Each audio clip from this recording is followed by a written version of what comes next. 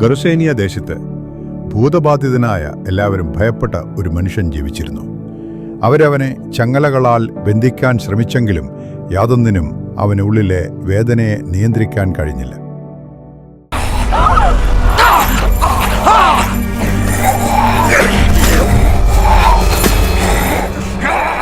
എന്നെ രക്ഷിക്കാൻ ആരും വരണ്ട.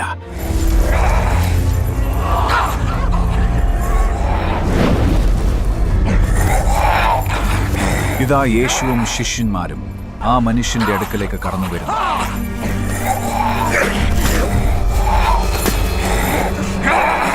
അതാണ് കല്ലറകൾക്കിടയിൽ താമസിക്കുന്ന ഭ്രാന്തൻ. അവർ അവനെ ചങ്ങനയിൽ ബന്ധിക്കാൻ ശ്രമിച്ചു, പക്ഷെ അവൻ എല്ലായ്പ്പോഴും രക്ഷപ്പെടുന്നു. ദയവായി യേശുവിടെ കൂടുതൽ കുഴപ്പങ്ങൾ ഉണ്ടാക്കാതിരിക്കട്ടെ.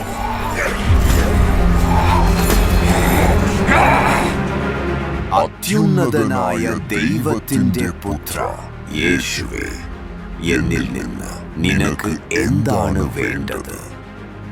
എന്നെ ഉപദ്രവിക്കരുതേ എന്ന് ഞാൻ അപേക്ഷിക്കുന്നു. അശുദ്ധാത്മാവേ, നിന്റെ പേരെന്ത്? ലെഗ്യോൻ. കാരണം ഞങ്ങൾ പലരാണ്. ഈ മനുഷ്യനിൽ നിന്ന് പുറത്തു പോകൂ. അവ ഒരു പന്നിക്കൂട്ടത്തിൽ പ്രവേശിച്ചു. അവ കുന്നിൻ ചെരുവിലൂടെ തടാകത്തിലേക്ക് പാഞ്ഞു കയറി മുങ്ങി മരിച്ചു.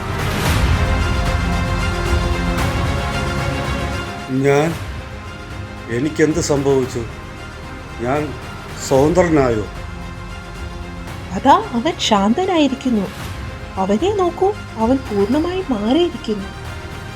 യേശുവേ, ഞാനും അങ്ങയുടെ കൂടെ വന്നോട്ടെ. വീട്ടിലേക്ക് മടങ്ങിച്ചെന്ന് ദൈവം നിനക്ക് വേണ്ടി എത്രമാത്രം ചെയ്തുവെന്ന് പറയുക.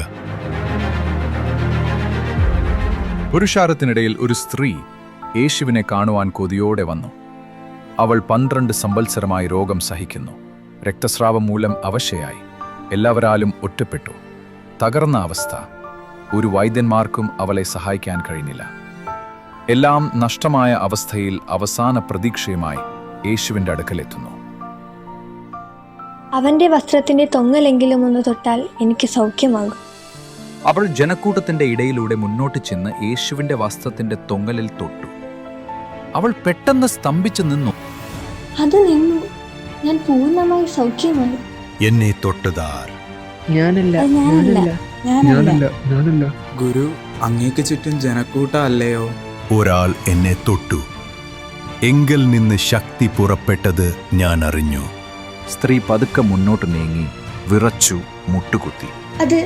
അത് ഞാനാവുന്നു കർത്താവേ. എനിക്ക് വർഷങ്ങളായി രക്തസ്രാവമായിരുന്നു. പക്ഷേ ഞാൻ അങ്ങയുടെ വസ്ത്രത്തിൽ സ്പർശിച്ച നിമിഷം എനിക്ക് സൗഖ്യമായി. മകളെ, നിന്റെ വിശ്വാസം നിന്നെ രക്ഷിച്ചിരിക്കുന്നു. സമാധാനത്തോടെ പോകാം.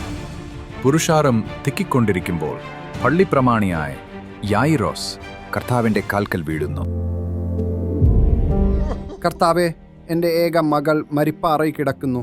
അങ്ങ് വീട്ടിൽ കടന്നു വന്നു അവളുടെ മേൽ കൈവച്ച് സൗഖ്യമാക്കണം. യേശു യായിറോസിന്റെ വീട്ടിൽ കടന്നുപോകാൻ തുടങ്ങുമ്പോൾ പള്ളിപ്രമാണിയുടെ വീട്ടിൽ നിന്നും ഒരാൾ കടന്നു വരുന്നു. നിന്റെ മകൾ മരിച്ചുപോയി, ഇനി ഗുരുവിനെ പ്രയാസപ്പെടുത്തേണ്ട. ഞാൻ വളരെ വൈകിപ്പോയി. ഭയപ്പെടേണ്ട, വിശ്വസിക്കുക മാത്രം ചെയ്യുക. എന്നാൽ നിന്റെ മകൾ രക്ഷപ്പെടും. അവർ യായിറോസിന്റെ ഭവനത്തിലേക്ക് പുറപ്പെടുന്നു. ഭവനത്തിൽ എത്തിയ യേശു അവിടെ കരയുന്നവരോട്,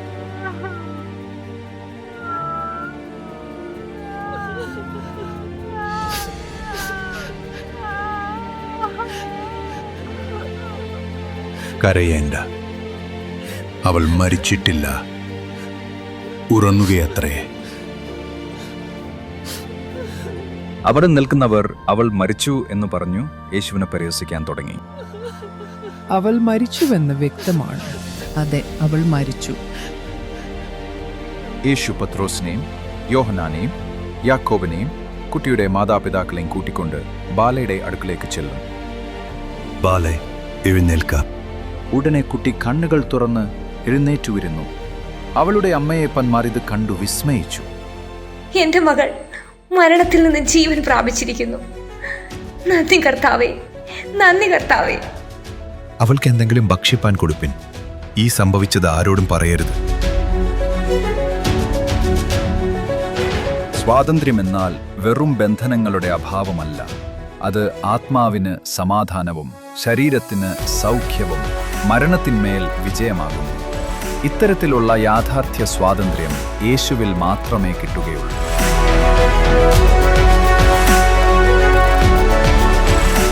പുത്രൻ നിങ്ങൾക്ക് സ്വാതന്ത്ര്യം വരുത്തിയാൽ നിങ്ങൾ സാക്ഷാൽ സ്വതന്ത്രർ ആകും.